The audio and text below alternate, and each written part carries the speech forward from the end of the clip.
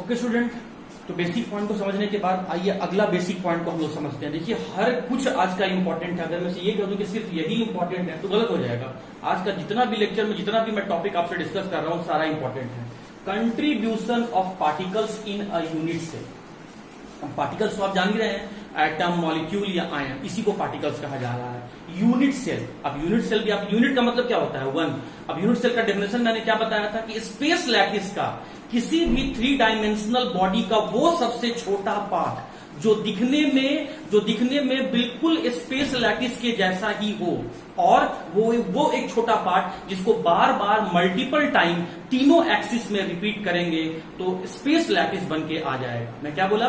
Space lattice का वो सबसे छोटा भाग जो दिखने में स्पेस लैटिस के जैसा ही होगा, लेकिन वो छोटे से भाग को जब हम तीनों एक्सिस में अरेंज करेंगे तो एक कंप्लीट 3 डायमेंशनल बॉडी या स्पेस लैटिस बन के आ जाएगा। तो छोटे से भाग को हम लोग कहते हैं यूनिट सेल, और इस यूनिट सेल को मैं यहां पर डायग्राम के फॉर्म में बना दिया। और अब मैं यहां पर इस यूनिट सेल में मैं अलग अलग लैटिस पॉइंट पे मैं पार्टिकल्स को रखूंगा, या ये कह सकते हो कि एटम को रखूंगा। तो लैटिस पॉइंट में कौन कौन सा लूंगा स्टूडेंट? मैं शॉर्ट में लिख रहा हूं एलपी, मतलब लैटिस पॉइंट, आप समझ सकते हैं। मैं एक बार पार्टिकल को कॉर्नर पर रखूंगा, उसके बाद मैं पार्टिकल को एज पर रखूंगा, उसके बाद मैं पार्टिकल को फेस पर रखूंगा, और एक बार मैं पार्टिकल को सेंटर पर रखूंगा। तो 1 2 3 4, और मैं 4 डिफरेंट लैटिस पॉइंट पे एटम को रखूंगा और देखूंगा कि एक यूनिट सेल में उसका कितना भाग आ रहा है।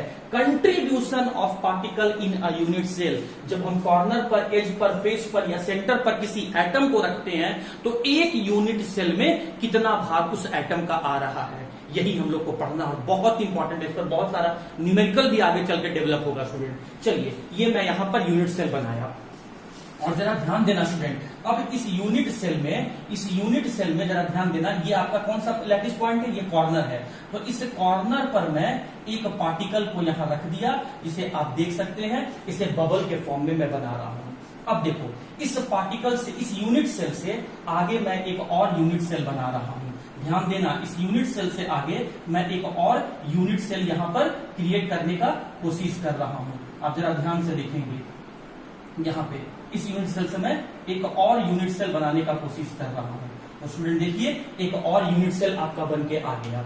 अब क्या देख रहे हैं कि ये पार्टिकल इस वाले यूनिट सेल में भी है और इस वाले सेकंड वाले यूनिट सेल के कॉर्नर पर भी आ गया है।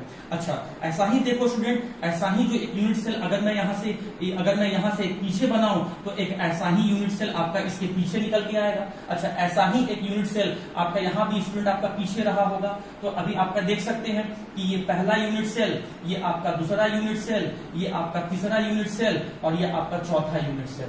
सही है। और ये जो पार्टिकल को जो आपने रखा है वो पहले यूनिट सेल के कॉर्नर पर भी है, ये पार्टिकल सेकेंड यूनिट सेल के कॉर्नर पर भी है, ये पार्टिकल थर्ड यूनिट सेल के कॉर्नर पर भी है, और ये पार्टिकल फोर्थ यूनिट सेल के कॉर्नर पर भी है। अब इसी के ऊपर मैं चार और क्यूब मतलब यूनिट सेल को मैं ला के रख रहा हूं। तो ये पार्टिकल ऊपर में भी चारों क्यूब के कॉर्नर को टच करेगा।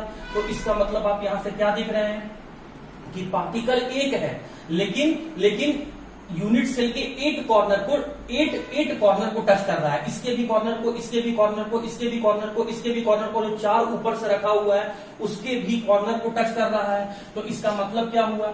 8 कॉर्नर्स के बीच में आपका 1 पार्टिकल, एटम कह लो, मॉलिक्यूल कह लो या आयन कह लो, 8 कॉर्नर पर 1 पार्टिकल। तो 1 कॉर्नर पर कितना आएगा? 1 कॉर्नर पर कितना आएगा? 1, बहुत छोटे से क्लास का मैथ है, 1/8 पार्टिकल। तो कहने का मतलब स्टूडेंट, कि अगर एक यूनिट सेल में, एक क्यूब में या एक यूनिट सेल में अगर हम जानना चाहें कि इस पार्टिकल का कितना भाग आएगा तो ये आएगा आपका 1/8। तो कहने का मतलब अब मैं यहां लिख देता हूं कि अगर आप किसी भी पार्टिकल को कॉर्नर पर रखेंगे तो एक यूनिट सेल में उसका सिर्फ 1/8 पार्ट ही आपको विजिबल होगा, या 1/8 पार्ट ही आपको रखा हुआ दिखेगा। अब चलो, अब इस पार्टिकल को कॉर्नर के बाद मुझे कहां रखना है? एज पर रखना है। प्लीज माय डियर स्टूडेंट, आप ध्यान से देखिएगा। अब इस बार एज पर रखना है, एज पर रखना है। एज क्या होता है? 2 कॉर्नर के दो कॉर्नर के बीच के पोजीशन को, दो कॉर्नर के बीच के पोजीशन को हम लोग क्या बोलते हैं, एज बोलते हैं। तो चलिए इस बार मैं क्या कर रहा हूं, फिर से दो यूनिट सेल कंसिडर किया, दो यूनिट सेल आपको दिख रहा है। अब मैं कोई भी दो कॉर्नर कंसिडर कर लेता हूं। तो देखो मैं ये कॉर्नर ये ले रहा हूं और एक कॉर्नर मैं ये ले रहा हूं, और इस कॉर्नर के बीच के पोजीशन को हम लोग क्या बोलेंगे, एज बोलेंगे। तो ये देखो इस बार मैं एज पर यहां पर रख दिया, दो कॉर्नर के बीच के पोजीशन पर रख दिया। तो जब आपने एज पर एक पार्टिकल को रखा तो स्टूडेंट जरा देखेंगे, गौर करेंगे आप यहाँ पे।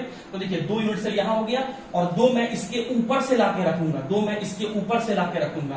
तो ये ऊपर वाले यूनिट सेल के ऊपर वाले यूनिट सेल को भी टच करेगा, यहां से जो ऊपर रखा हुआ है उस वाले यूनिट सेल को भी टच करेगा। तो इसका मतलब यहां पर क्या दिख रहा है हम लोग को कि फोर एजेस को टच कर रहा है एक पार्टिकल, फोर एजेस को टच कर रहा है एक पार्टिकल। तो एक यूनिट सेल के या एक एज पर पार्टिकल का कितना भाग दिखेगा, ये हमें दिखेगा 1/4 पार्टिकल, 1/4 पार्टिकल। तो कहने का मतलब है कि अगर किसी पार्टिकल को आप एज पर रखते हैं तो उस पार्टिकल का सिर्फ 1/4 पार्ट ही, इस पार्टिकल का सिर्फ 1/4 पार्ट ही आपको एक यूनिट सेल के एज पर दिखेगा। मुझे सिर्फ एक यूनिट सेल में कैलकुलेट करना है। अगर आप कॉर्नर पर रखेंगे तो एक यूनिट सेल में उसका सिर्फ 8वां भाग मतलब 1/8 पार्ट दिखेगा। अगर आप पार्टिकल को एज पर रखेंगे तो एक यूनिट सेल में उसका सिर्फ 1/4 पार्ट आपको देखने को मिलेगा। अब स्टूडेंट ध्यान से देखिएगा, आप कहां रखने जा रहे हो, आप फेस पे रखने जा रहे हो। तो मैं यहां से एक फेस निकाल के बाहर निकाल के लेके आ गया, जरा ध्यान देंगे आप यहाँ पे। मैं यहाँ पर एक फेस यहां बाहर निकाल के लेके आ गया। 6 फेसेस था, आगे वाला, पीछे वाला, लेफ्ट वाला, राइट वाला, फ्रंट वाला और बैक वाला। फिर से देखो, ऊपर, नीचे, लेफ्ट, राइट, फ्रंट और बैक। तो फ्रंट वाला फेस मैं यहां से फ्रंट वाला निकाला और मैं इसे यहां लेके आ गया। अब इसमें मैं थोड़ा सा एक होल क्रिएट कर दिया और उस होल के बीच में मैं यहां पर एक बॉल समझो, या मैं कोई भी यहां पर एक पेंटिंग या बॉल समझो, मैंने यहां पर लगा दिया। अब जब मैं यहां लगा रहा हूं तो मुझे क्या दिख रहा है, ये बॉल का आधा पार्ट मुझे दिख रहा है और आधा पार्ट पीछे की तरफ है। तो इसका मतलब क्या हुआ स्टूडेंट कि जब मैं किसी भी पार्टिकल को फेस पर रखूंगा तो वो पार्टिकल दो फेसेस में मुझे दिखेगा, आधा आगे आधा पीछे। तो मैं यहां पर लिखने जा रहा हूं कि दो फेसेस के बीच में एक पार्टिकल। तो एक फेस पर कितना दिखेगा, एक फेस पर कितना दिखेगा स्टूडेंट, 1/2 पार्टिकल, हाफ ही दिखेगा उसका। जैसे आप देखिए स्टूडेंट, जैसे बहुत सिंपल सा बात मैं बता रहा हूं। देखो तुम्हारा बोर्ड को देखो, मैं इस दीवार पर ये बोर्ड को लाके रखा, इस दीवार के पास लाके रखा, तो बोर्ड का तो सिर्फ आपको आधा हिस्सा ही दिख रहा है, आधा हिस्सा तो पीछे वाला लोग दिख रहा होगा। तो जब क्यों, क्योंकि जब आप फेस पर रखेंगे तो उसका सिर्फ आपको फेस पर जब आप रखेंगे तो उसका सिर्फ आपको हाफ पार्ट ही दिखेगा। मतलब फेस पर अगर कोई पार्टिकल रखा हुआ है तो एक यूनिट सेल में उसका कंट्रीब्यूशन सिर्फ 1/2 होगा, आधा ही होगा। अब आप क्या आ गया स्टूडेंट, अब आप सेंटर पर रखने जा रहे हैं।